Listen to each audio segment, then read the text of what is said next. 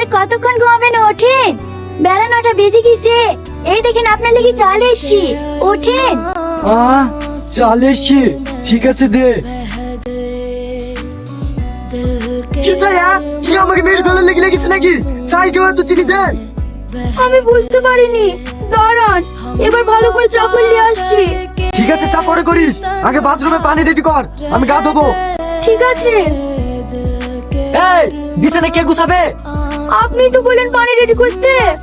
আবার মুখে মুখে তর্ক, যা বলবো মুখ বুঝে শুনবি। ঠিক আছে।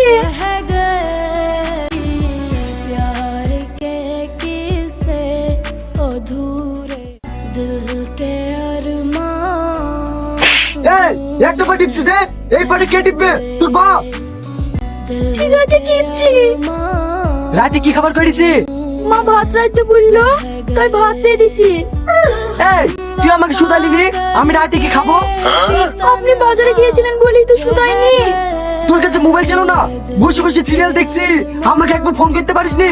যা রুটি করে লেগা, আমি এখন রুটি খাবো। ঠিক আছে যাচ্ছি। আর শোন, আগে এক গ্লাস পানি লেসে দি, যা খাবো।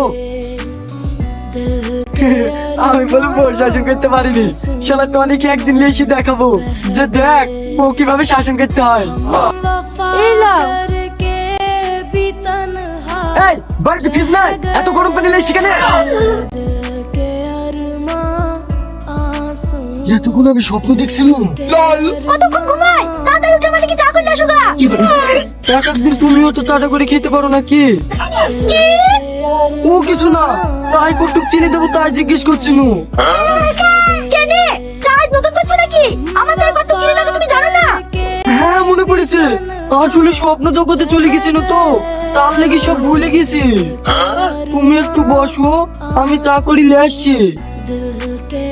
কি ব্যাপার? বিছানাতে না গুছিয়ে চলে যাচ্ছ যে? সব ভুলে গেছো নাকি?